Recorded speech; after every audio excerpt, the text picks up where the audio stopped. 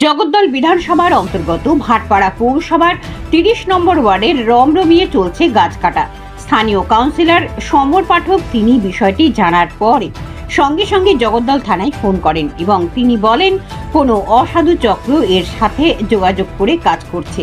এই ধরনের গাছ কাটাকে তিনি প্রশ্রয় দেন না।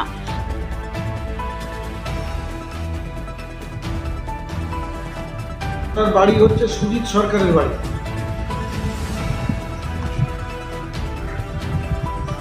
না না, বাড়ির গাছ কাটছে, বড় মোটা আম গাছ কাটছে।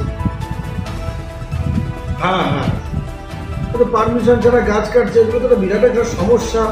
আমাদের কাছে আসছে, মাঝখান থেকে আমরা লজ্জার মধ্যে পড়ে যাচ্ছি এবং বিভিন্ন কারণে বিভিন্ন অবৈধ হচ্ছে, আমরা জড়িয়ে যাচ্ছি। আমাদের কাছে সাংবাদিক বন্ধুরা এসে বিভিন্ন রকম প্রশ্ন করছে, আর্গুমেন্ট করছে।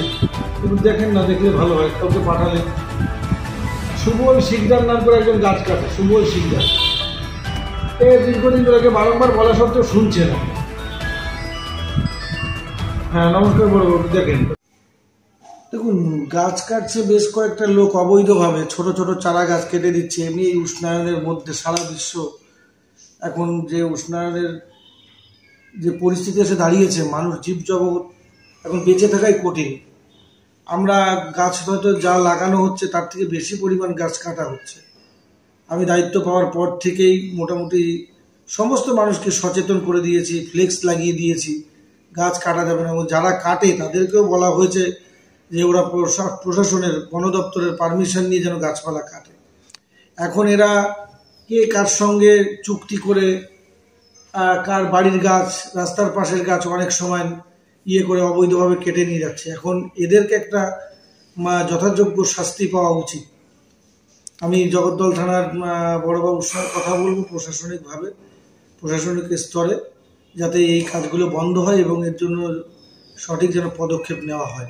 যে গাছ কাটছে সেও তো আপনার এলাকা ৩০ নম্বর ওয়ার্ডেই থাকে, কেন? আমার এলাকায় থাকে, ২-৩ জন বললাম তো, ২-৩ জন লোক আছে, এরা দীর্ঘদিনের এই গাছ ফাছ কাটে বা গাছ ফাছের ব্যবসা বাণিজ্য করে। তাদেরকেও ডেকে বলে দেওয়া হয়েছে, তাদেরকেও আমরা ওয়ার্ড অফিসে ডেকে বলেছি। কিন্তু আপনার কথা শুনছে না কেন? এটা কেন হচ্ছে? অনেকদিন ধরেই আপনি ব্যানার করেছেন, তাদের ডেকে বলেছেন, কিন্তু তারা শুনছে না। মানে দিনের পর দিন এভাবে কেটেই যাচ্ছে। প্রশাসনিক স্তরে একটা কঠোর শাস্তি দরকার, যে একজন যদি শাস্তি পায় সেটা দেখে যেন অপর একজনের শিক্ষা পায়। এই ধরনের একটা পদক্ষেপ নেওয়া দরকার। আপনারা একটু সহযোগিতা করুন আমাদের।